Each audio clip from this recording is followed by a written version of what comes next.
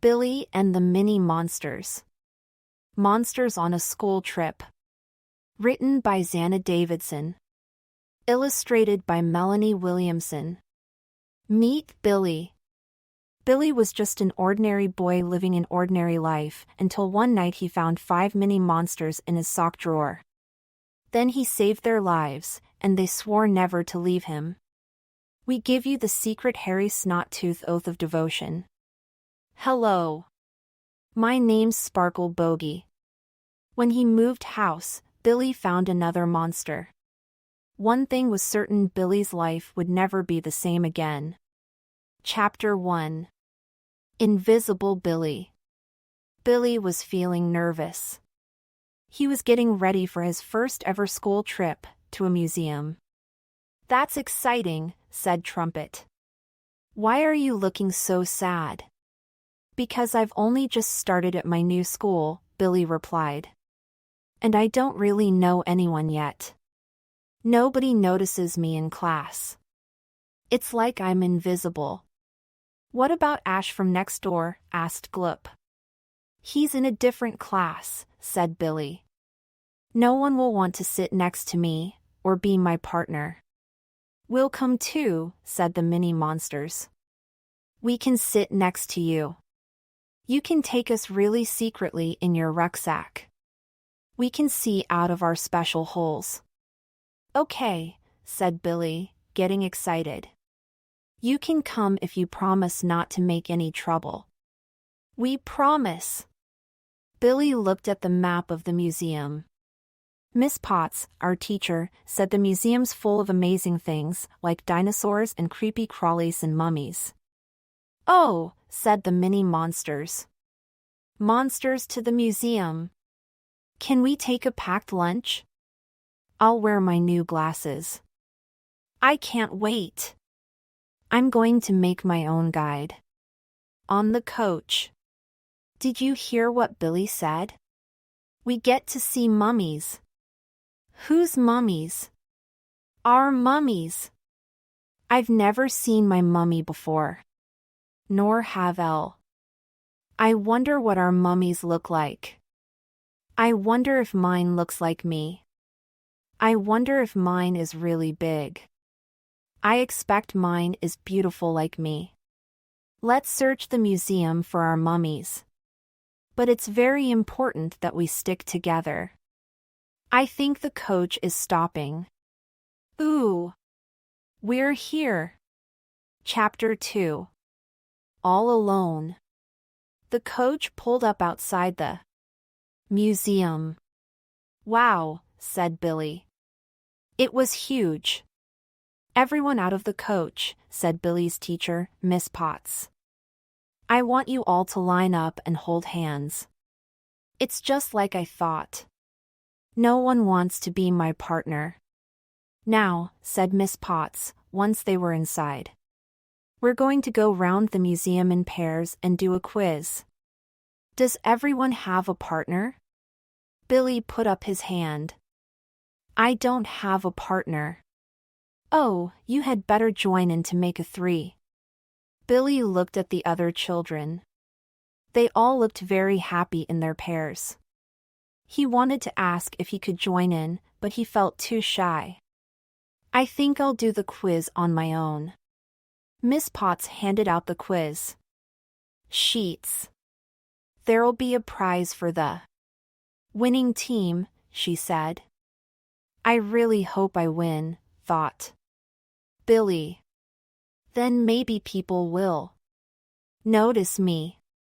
Museum of Everything quiz questions. 1. How many fingers does a T-Rex have? 2. What is an insect? 3. What is a mollusk?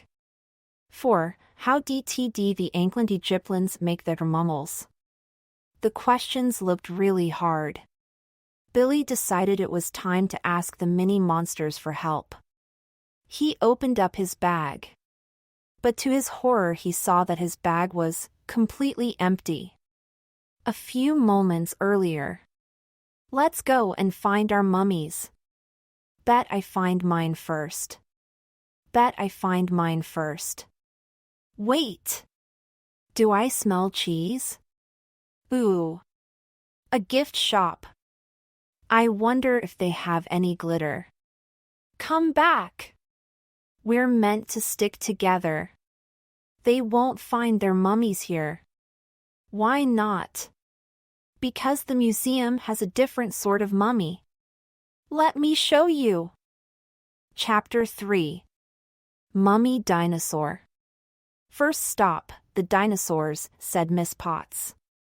Billy tried his hardest not to think about the mini monsters as he followed the line of children. But he couldn't help thinking about what might be happening to them. What if they were found and turned into an exhibit? Or trapped in the museum all night? Or lost in the big city? Here we are at the Triceratops, said Miss Potts. You can see the 3 horns on its head. Roar! Miss Potts! Miss Potts, cried Billy's class. The Triceratops roared. So it did, said Miss Potts, jumping back in surprise. Billy was sure he saw a flash of purple fur. And this is a velociraptor, Miss Potts went on, as they moved onto the walkway. They were very vicious creatures. Roar, went the velociraptor. Roar! My goodness, said Miss Potts. What amazing sound effects. This time, Billy definitely saw a flash of purple fur. And finally, said Miss Potts. The T-Rex skeleton. Fong face. Billy groaned. He could see Fong face hiding behind one of the T-Rex's enormous teeth. As the other children moved on, Fong face began jumping up and down in excitement. I've found my mummy! She's scary just like me. The more Fong face jumped, the more the skeleton wobbled. Just then, one of the girls in Billy's class looked back. The T-Rex, she cried. It's moving. It looks like it's alive. Nonsense, said Miss Potts. Then she turned round. Arg! It's alive! Run for your life! Billy rushed forwards to try to grab Fong face. Step away, Billy, called Miss Potts. It doesn't look safe. But Billy knew he had to get Fong face. That's not your mummy, he hissed. It's a dinosaur. It died millions of years ago. Fong face leaped onto Billy's hand. 1 down, 5 to go. Billy thought as he slipped Fong face into his rucksack. Billy touched the T-Rex. You can't touch the T-Rex. But it was wobbling. Oh, well done for stopping it wobbling. But please don't touch anything else. Come on, children, said Miss Potts, trying to hurry everyone along. I think we've had enough of the dinosaurs. 2 of the children smiled at Billy. Billy smiled back. You were so brave. Thank you. He was starting to feel a little bit less invisible.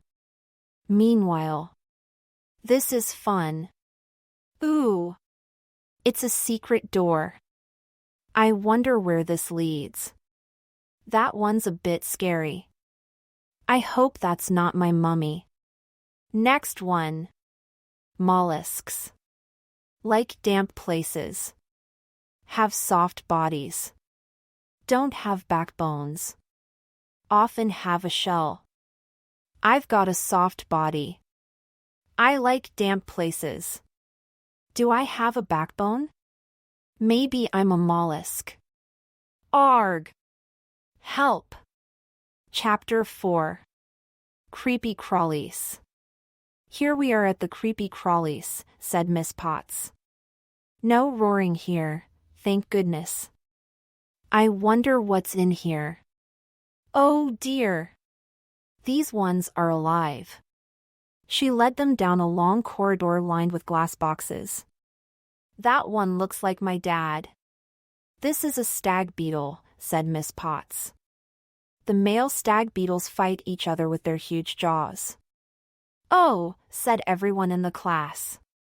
Everyone, that is, except Billy. Billy had spotted Gloop inside the ant tank. He tapped on the glass as quietly as he could. Gloop, he hissed. What are you doing? You have to get out of there. Miss Potts, shouted a boy. What's that blue thing in the ant cage? Oh no.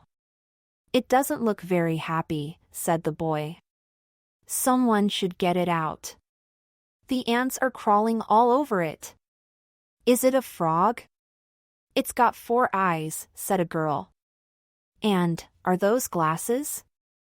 Look, Miss Potts, everyone shouted. Look! I'll get it out, cried Billy. He plunged his arm into the ant tank. Billy's saving a blue slimy thing. Now he's got ants all over him. Billy tried to ignore the ants scuttling over his skin. At last, his fingers closed around Gloop. Then Miss Potts came running over. You're not meant to put your arm in there. Everyone looked at Billy. Where is the blue thing? Oh, said Billy, slipping Gloop into his rucksack. It ran off. I don't like this place, muttered Miss Potts. First roaring dinosaurs, and now strange blue slimy things. Move along, children. That was amazing. My name's Ella. And I'm Stan. Do you want to join our team? Yes, please, said Billy. As they walked to the next exhibit, Billy smiled.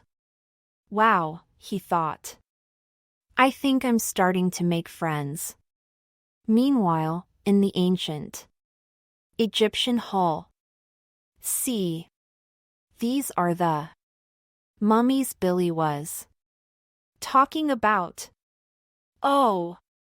Mummies took 70 days to be made. First the insides were removed. Then the body was filled with stuffing. Yikes. The body was wrapped in linen. Amazing! That looks quite comfy, actually. Then it was placed in a coffin. Animals were made into mummies too. Meow. Toilets. What is it? I've got an idea. Chapter 5. The Real Mummies. Billy followed Miss Potts to the ancient Egyptian hall. He still had 4 mini monsters to find. Do you know where the others are? He whispered to Fongface and Gloop. They're probably looking for their mummies, said Gloop. You said we'd see mummies at the museum. I meant ancient Egyptian mummies.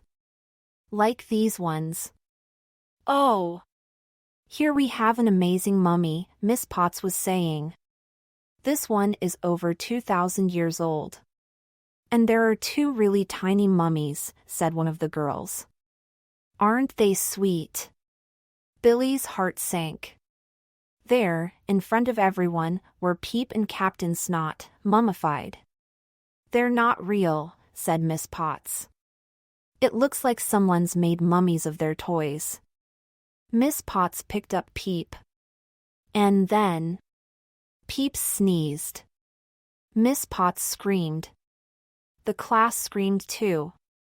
Everyone started running this way and that. Arg! It's a haunted museum. While no one was watching, Billy grabbed Peep and Captain Snot and put them in his bag. I need a cup of tea. Miss Potts looked like she might faint. Can I help? Asked Billy.